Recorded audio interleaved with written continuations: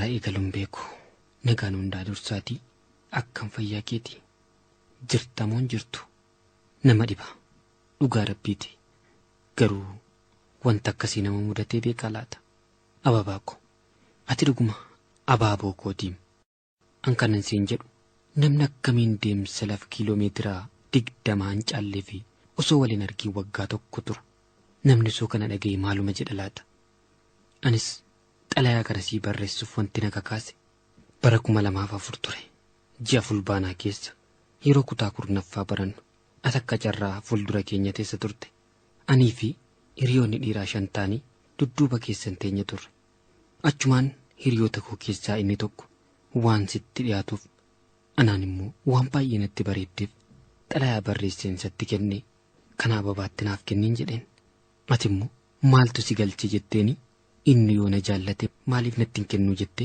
irraa fuudhuu diddee jenna innumti nattaa kennuu jette anis boriisaa boodatti si waameetan osoon si sodaadhu sitti kenne atis deebistee naaf barreessite abooko yeroo ati naaf deebistu ani dhugaadhan seene dhugaadha achumaan jaalalli keenya hidda baafataa dhufe ati yeroo san bilbila hin qabdu turte garuu dukkaana yookiin suuqii irraa akkasumas namarraa naaf bilbilaa turte abooko ammaan nagaa koo miti dhugaa rabbiiti ishee nuti wal beellamnee guyyaa hundumaa waliin bosona mana keessan garasii isa buraayyuu san keessa waliin teenyu sanatu natti dhaga'ame teessuma na dhowwaa jira jaalala keenya isa bara 2004 san irraanfattee moo maaliif akkas na jalaa calliste abooko jaalala dhugaa mi'ooftuu kan waliin dabarsinee jedha Nugusu Taamiraat jaalala dhugaa mi'ooftuu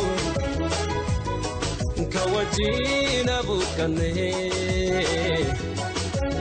eegatamiin taayaa jaaltu fageenyaan na dhoowwee ababaako bareedduuko sin jaalladha ija kootiin si arguu dhabe malee atakka harmee kee dhukkubeen barumsa kee addaan kuttee dhaga'eera dhugumaadhammoo ani garuu akkumatti beektu barumsa keenya kutaa 10ffaa akkuma waliin xumurrinan anaaf qabxeen irratee jennaan achuma buraayyuuttanii Rift Valley University College damee gullallee deemeen barachaan jira ati immoo kutaa 11ffaatti dabartee jirta abaabooko maaloo dhume jirtutti bilbila koo barbaadinaaf bilbili maaliif garaa kee kutattee teessa ani immoo dhageenyee bardhugaa jaalallee koo ishee jalqabaa waan taateef laphee koorraa baduu didde ta'ee waan isaan wallaale maaloo naaf bilbila daraake bilbila koo hiriyaa koo isa wallaa keessanii sana gaafadhuuti naaf bilbili abooko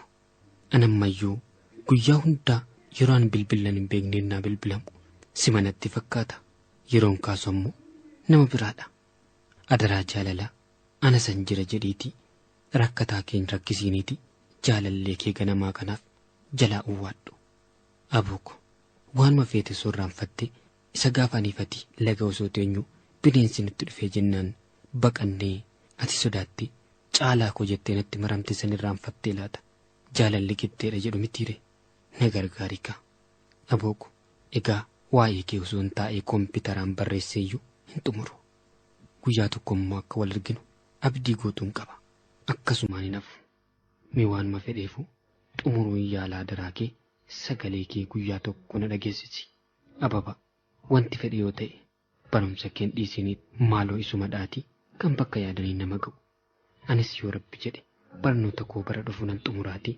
jabaadhu nagaan ture ijaamaan sin argin iddooma jirtutti nagaan naaf jiraadhu baay'een si yaada sin jaalladha tole jaalallee kee caalaa guddataati naannoo Finfinnee magaalaa Buraayyuurraa jaalallee koo Ababa Warquutii fi Buraayyuu namni yeroo wal jaallatee bultii jaallatee bultii isaa diigee qoba jiraatu akkamiin waan akkasii raawwataa jedheen namatti murteessa ture har'a garuu anumti mataan koo sirraa gargar ba'ee qobaa koo jiraachuu eegale wanti namaan jedhan nama ga'uunsaa nama ajaa'ibu baacaa akkatti wal barree yeroo akkamii akka waliin dabarsinee fi nama akkamii akkan ta'e sirriitti beektanatti fakkaata silattuu namni ani nama gadheedhaa ofiin hin jedhu garuu of jechuuf miti dhugumatti Anisiif nama gaariin ture.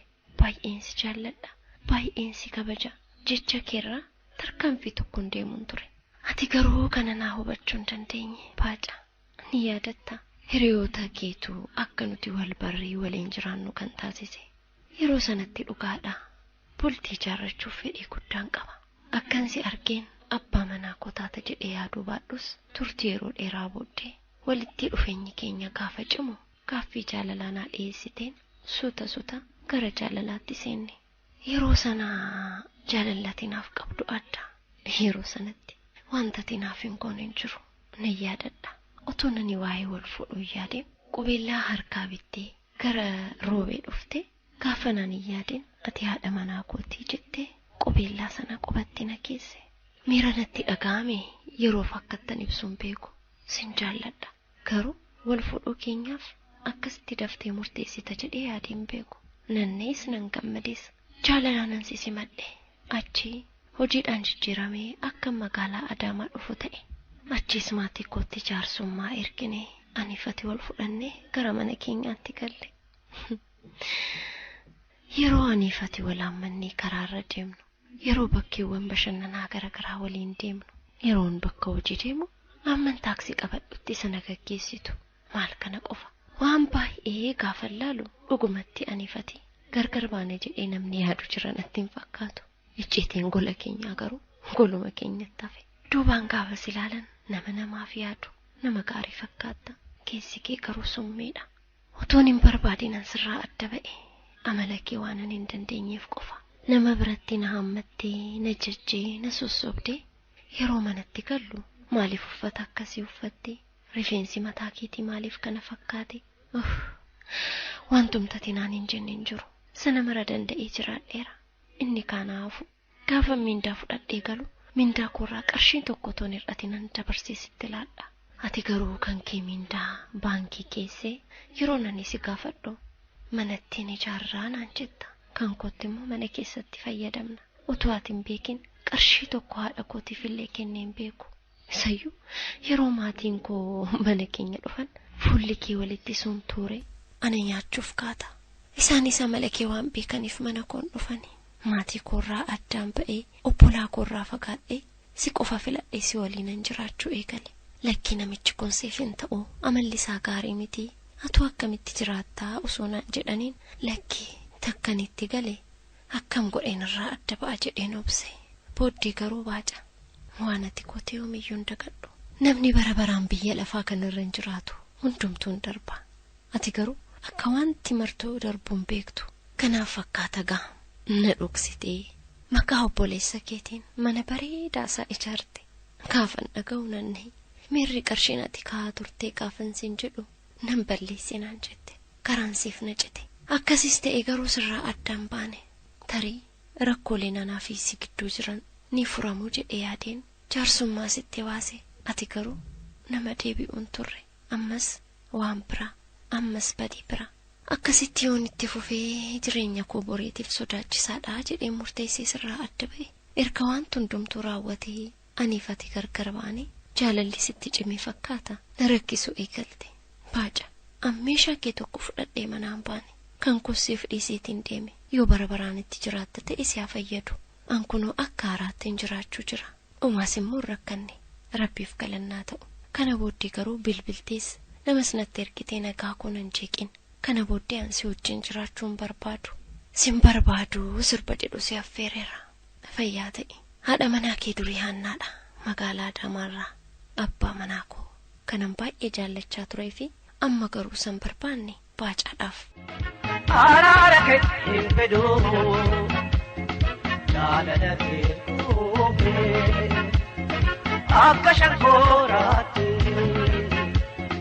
haala jechisiitu kenna yoo balleessaa malee bu'aa tokkoon qabdu.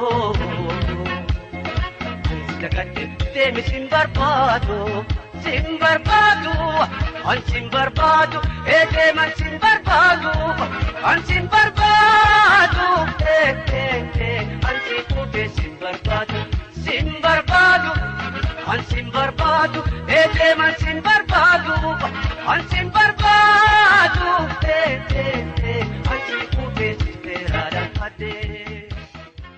haga nagaan koo kan jaalala yeroo mara suuraan kee fuunduraan badu an hundumaa caalaa sin jaalladha.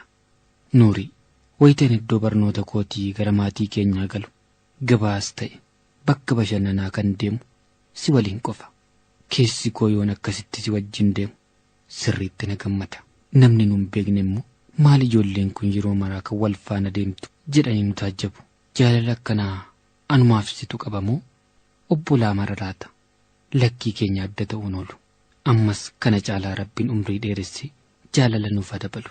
Wayitee hedduu kan na duraan banne yeroon gara barnoota kootii deemu mara kana tanga buufata konkolaataa na geggeessitu sanadha. Nuurii keenya bobbaan nagaa galti nagaa siif ta'u hamtuun sin argin. Yoomuu maatii keenya keessatti kanan akka jaboo jaalladhu obboleettii koo godina Baalee aanaa Agaarfaatti argamtu Nuuriyaa Huseenii fi obboleessa kee Layyin Huseenii koolejjii barnoota barsiisota Roobeerra.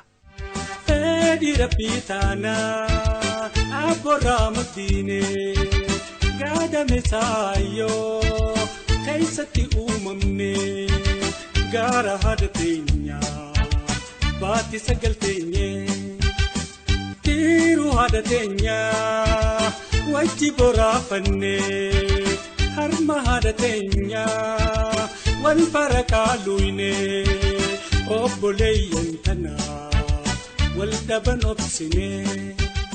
Akka tasaa ta'ee wal barree fedha Rabbii taanaan bultii ijaarrachuuf carraa arganne. Abbaa manaa koo kanan baay'ee jaalladhuu fi kabajaa ture ammallee kanan ilaalchisaaf qabu gaarii ta'e Habtaamuudhaaf. Habtish akkam fayyaa keeti? Ani galanni Rabbiif haa ta'u fayyaa kooti. Gaafa cidha keenya yaadatte yoo ta'e ani fi ati bakka namoonni baay'een jiranitti akkana jaallattu anis akkan si jaalladhu. Rakkoo fi gidiraa keessatti yeroo marayyuu si cinaa akkan dhaabadhu atis na biraa akkan dhabamne waadaa gallee gaa'ela keenya ijaarranne. Gaa'elli keenyas dagaagee waggaa 5 jaalalaan mana keenya ho'ifannee jiraanne. Waggaa 5 booddee garuu walii galee jiraachuu hin dandeenye. Habtaamu badii ati narratti hojjettee fi balleessaan ati jireenya koo keessatti anarra geessifte baay'ee na miidheera. Keessattuu gaa'ela keessatti akkamittiin namni wal sobaa? Haadhaaf abbaa manaa jechuun qaama tokko an akkasitti yaada. Ati garuu anaan dhoksitee waan baay'ee hojjechaa turteetta. Sagaraa maallaqaa dhiisi. Otoo nan hin beekin maqaa obboleessa keetiin maqaa firoottan keetiin manaa fi konkolaataa bitte otoo nani quban qabaatiin. Sun hunduu ta'u jedheensi waliin jiraachuu filadhe. Yeroo namni oduu akkasii natti odeessu anaafis gargar baasuu fi jedhee waan yaaduuf dabalataan immoo waadaa aniifate Rabbii fi nama fuulduratti walii gallee akkan garaa jabaadhee sirraa adda ba'u waan na gochuu dadhabeef. Habtaamu har'as garuu sin jaalladha. Turtii waggaa 5 keessatti ilma tokko qabna. Ilmi keenya kun immoo jaalala haadhaa fi abbaa amma ta'e tokko argate erga nifati gargar baanee garuu ana waliin qofa jiraachuuf dirqame. Badiin irratti hojjette waan baay'ee na gaddisiiseef akkati ija koos ija mucaa koos argituun barbaanne. Amma garuu mucaan koo abbaa koo wajjin walitti na fidii jedhee waan na cinqaa jiruuf atis mucaa kee akka dubbiftuun si eeyyame. Habtaamu gargar baanee erga waggaa 2 turree booddee badii kee amantee ifa manaaf godhee suma waliin jiraachuun barbaada. Ilmoo keenya waliin guddifannaa naan jette. Keessi koo gubatus badiin ati narratti hojjette boqonnaa na dhoowwus ilma koo tokkichaaf jedhee dhiifaman sii godha.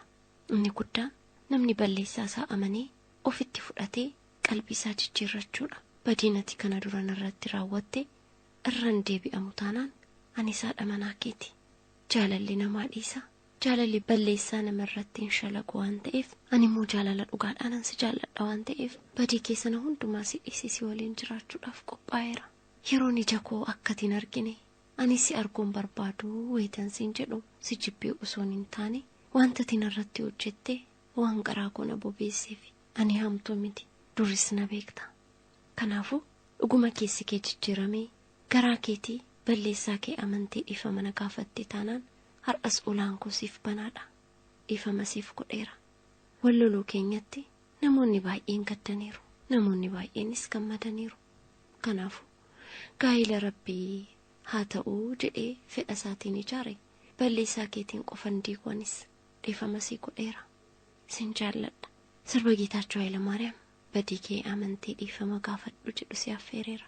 Sin jaalladha abbaa manaa koo nagaatti. Haadha warraa keetii saaseedha. Magaalaa Finfinneerraa abbaa manaa koo abdaamuudhaaf.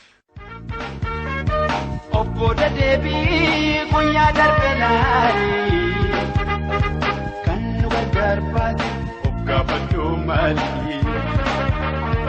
badii kee amantee yoo isheen seenaa dhiifamansiif godhaa kiyya lafaa garaa badii kee amantee yoo isheen seenaa dhiifamansiif godhaa kiyya lafaa garaa.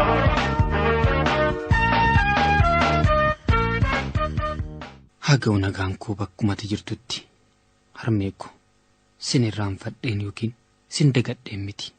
Ani yoomiyyuu garaan ittiin sin irraanfadhuun qabu. Haadha koo kan kee akkas jedhee ibsuudhaaf jechan argadhu.